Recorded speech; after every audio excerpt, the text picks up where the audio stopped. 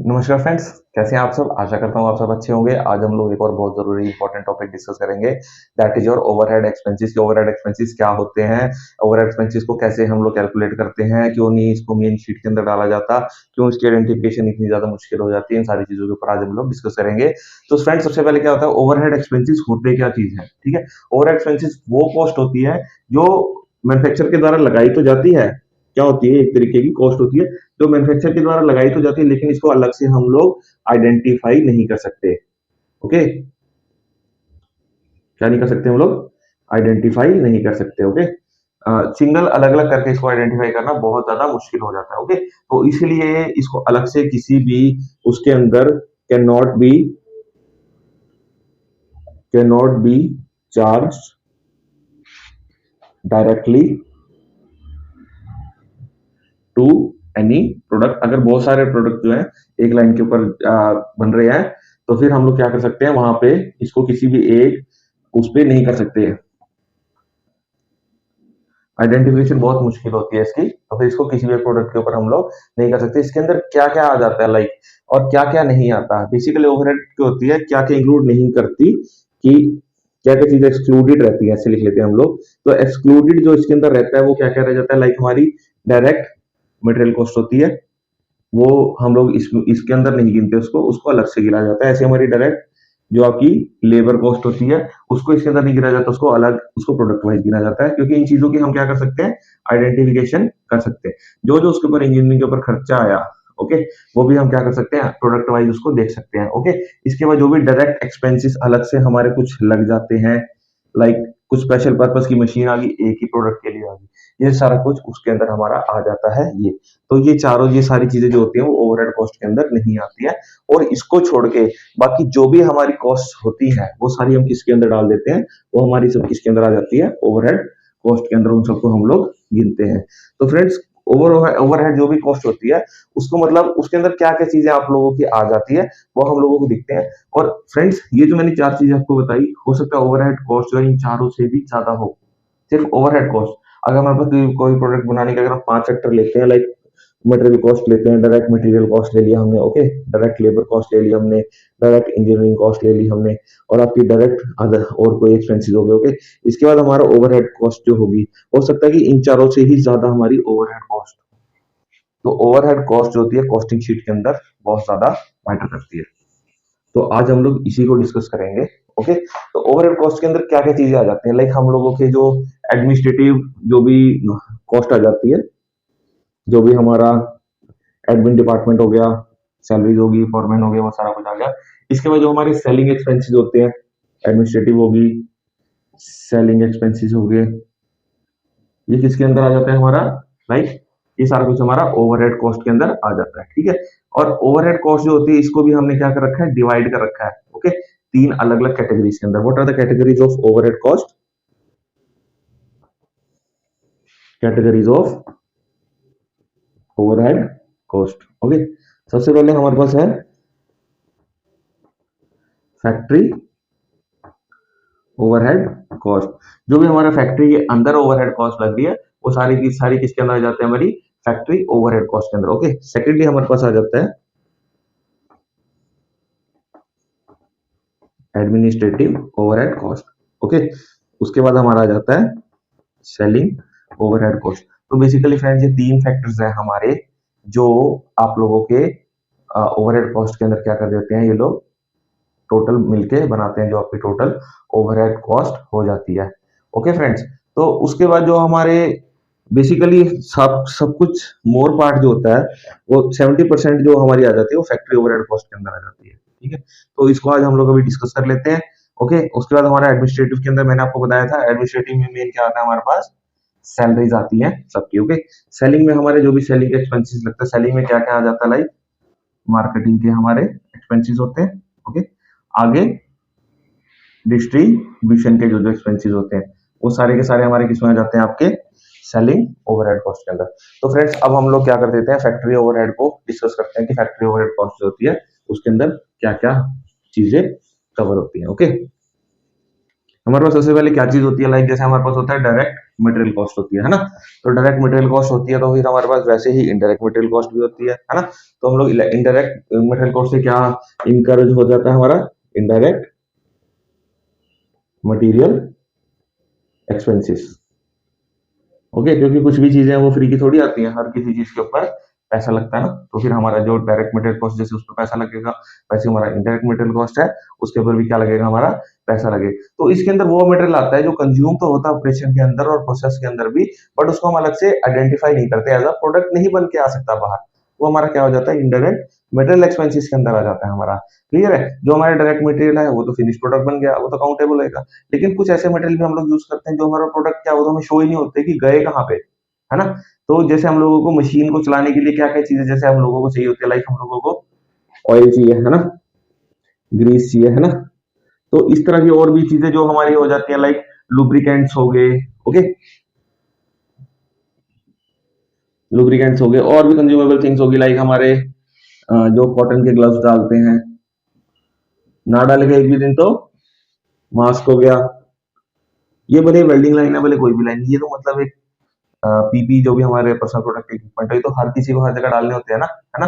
अब हमारा कोई टूल है, हम लोग उसको उस पर काम करवाने के लिए कहाँ चले गए, टूल रूम में चले गए। वहां पे क्या घिसता है, ग्राइंडिंग व्हील घिसता है। इसकी कॉस्ट कहाँ पे काउंट होगी, टूल रूम वाले करेंगे, प्रोडक्ट में थोड़ी करेंगे इसको। पर है ना, ये कॉस्ट कहीं ना कहीं तो यूज होगी हमारी, ठीक है। इसके बाद हमारे जो कटिंग फ्लूइड्स होते हैं, कोई मशीनिंग करवानी है हमने अपने टूल की, हम लोग मशीन शॉप में चले गए, वहां पे कटिंग फ्लूइड यूज होता है ना। ये सारी चीजें आप देख तो सकते हो ना, या नहीं देख सकते हो, ये सारी चीजें आप देख भी सकते हो, छू भी सकते हो, है ना। मतलब ये क्या हुआ, ये सब मटेरियल हुआ ना। तो ये सब मटेरियल हो गया, और मटेरियल को हमने किसमें काउंट करेंगे, डायरेक्ट मटेरियल में नहीं करेंगे, इनडायरेक्ट में करेंगे। ऐसे कुछ लाइंस के ऊपर क्या लग जाता है हमारे पास, कुछ छोटे मोटे स्क्रू लग गए, टूट गए, बोल्ट लग गए, नट्स लग गए। तो चलो ये मान लिया कि हमने जो मशीनों पे लगे, मशीनें प्रोडक्शन लाइन के ऊपर यूज होती है ना।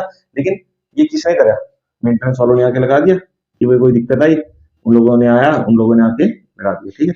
लेकिन अब इसको हम अलग से कॉस्टिंग में थोड़ी जोड़ेंगे, इतनी सी चीज को सिरदर्दी थोड़ी बढ़ाएंगे कॉस्टिंग शीट के अंदर, ये थोड़ी सी शीट है, इसको भी हम इनडायरेक्ट, जो हमारा डायरेक्ट इनडायरेक्ट मटेरियल कॉस्ट होती है, इसके अंदर इसको हम जोड़ देते हैं कि हमें रिकॉर्ड कीपिंग के अंदर ज्यादा प्रॉब्लम ना आए। ओके, तो इस चीज हमारा सबसे पहला पॉइंट है, जो आपके किसके अंदर आ जाता है, फैक्ट्री ओवरहेड कॉस्ट के अंदर क्या कवर कर लिया हमने, इनडायरेक्ट मटेरियल कॉस्ट। ठीक है फ्रेंड्स, मेरे हिसाब से इतना तो आपको अच्छे से समझ आ गया होगा। ओके, अब जो सेकंड हम लोग करते हैं, वो हम लोग देखते हैं इनडायरेक्ट लेबर एक्सपेंसेस क्या चीजें होती है। इनडायरेक्ट लेबर एक्सपेंसेस को हम लोग डिस्कस कर लेते हैं। ओके,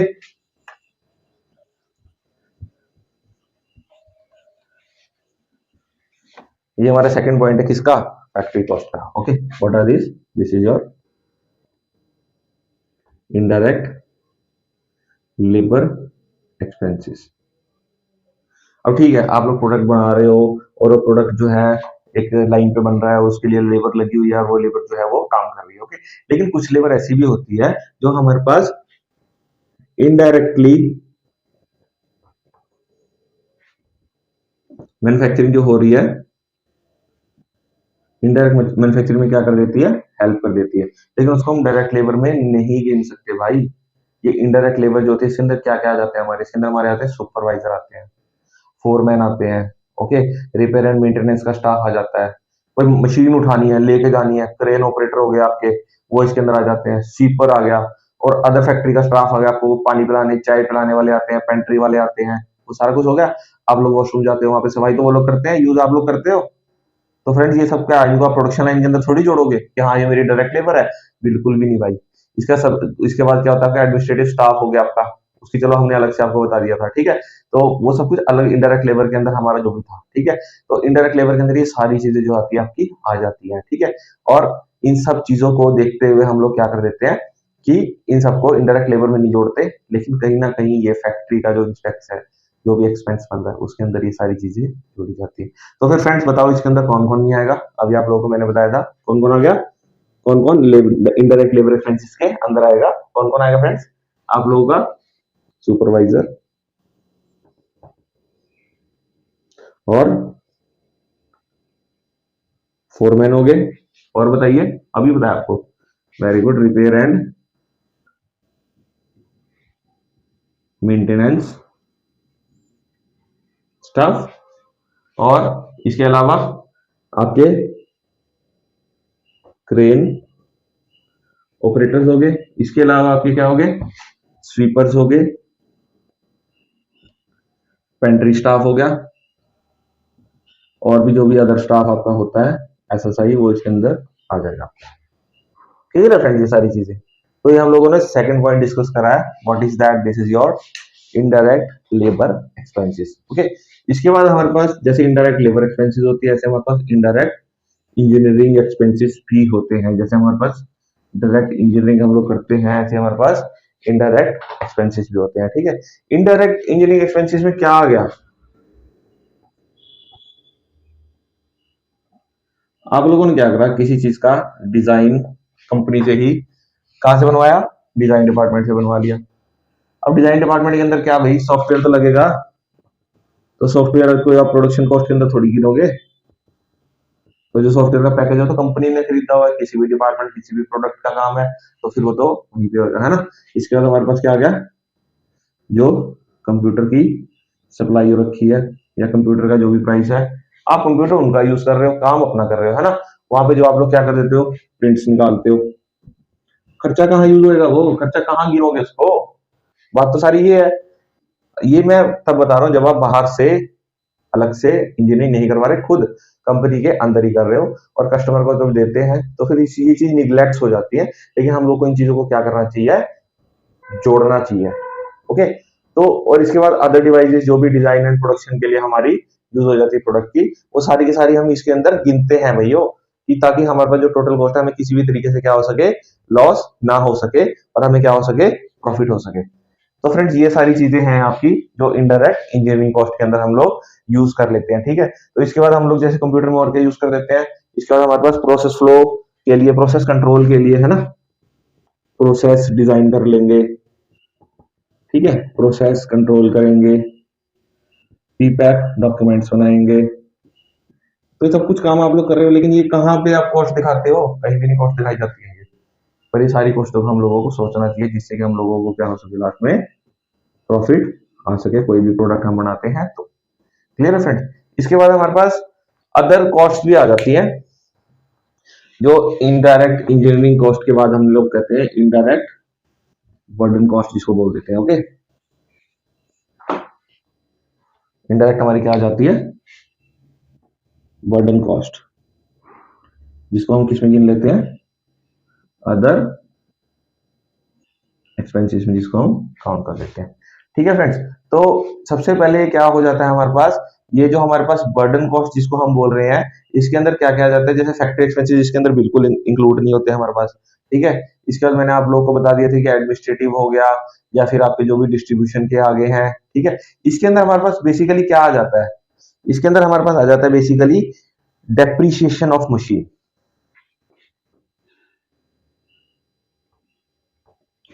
मशीन चल रही है आपकी, 1 साल चलेगी, 2 साल चलेगी, 3 साल चलेगी, 4 साल चलेगी, 5 साल चलेगी, लेकिन उसकी जो ग्रोथ है मशीन की, या चलने की कैपेसिटी है, वो धीरे धीरे कम होती जाती है।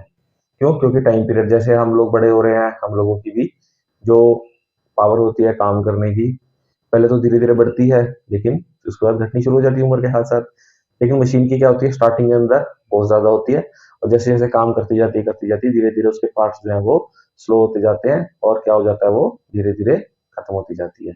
ओके, तो ये सारी जो कॉस्ट होती है हमारी, ये किसमें आ जाती है आपकी, राइट, बर्डन कॉस्ट में, या फिर अदर एक्सपेंसेस के अंदर आ जाती है। ठीक है, इसके बाद हम लोग क्या कर देते हैं, लाइक प्रोडक्ट बन गया हमारा, प्रोडक्ट चल रहा है हमारा, लाइक के ऊपर बन रहा है, तो उसके ऊपर हम लोग क्या कर देते हैं, एनालिसिस करते हैं, लाइक VAVE करते हैं उसका। व्हाट इज VAVE, ये हमारे पास होता है कि हम इसकी वैल्यू क्या कर देते हैं, वैल्यू एवोल्यूशन करते हैं और वैल्यू एलिमिनेशन करते हैं। ठीक है, कि कितनी वैल्यू आ रही है, मतलब मीन टू से दैट कि किस चीज के ऊपर कितनी लागत आ रही है, क्यों आ रही है, इसको कैसे हम कम कर सके, मतलब जो भी कॉस्ट कटिंग जिसे कहते हैं कि एक्स्ट्रा कॉस्ट की क्या कर देते हैं हम लोग, कटिंग कर देते हैं। तो हम लोग धीरे धीरे प्रोसेस प्रोडक्ट को और अच्छा बनाने की कोशिश करते हैं, और उसके बाद एक बार हमने मशीन तो लगा दी, उसके बाद हमें दिखता है कि हाँ भाई इससे अच्छी मशीन है, उसको वो कर लो। लेकिन हमने जो कॉस्टिंग कंपनी को दे दी है, हमारे कस्टमर को जो कॉस्ट वो दे दी है, वो तो हमारी जो है फिक्स हो गई है ना पहले कॉस्टिंग। तो हम लोग क्या करेंगे, हमने मशीन चेंज करी या कुछ भी ऐसा करा, वैल्यू एवोल्यूशन करी, तो इन सारी चीजों के ऊपर जो भी खर्चा आता है, हमारे जो भी एक्सपेंसेस आते हैं, कि हम अपने प्रोडक्ट को और अच्छे ढंग से कैसे बनाएं,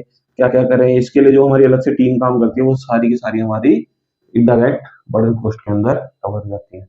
तो फ्रेंड्स, और इसके बाद जो हमारे 2 पॉइंट्स है, एडमिनिस्ट्रेटिव खर्चा जो भी था सैलरीज वगैरह का, और जो हमारा सेलिंग का खर्चा था वो मैं आपको बता चुका था कि वो कैसे बनता है। तो फ्रेंड्स, ये हमारे पास टोटल मैंने आप लोगों को ओवरहेड एक्सपेंसेस के बारे में समझा दिया है। नेक्स्ट लेक्चर के ऊपर इसके ऊपर एक न्यूमेरिकल भी करके देखेंगे, जिससे हम लोगों को क्लियर हो सके कि how to calculate the actual overhead expenses.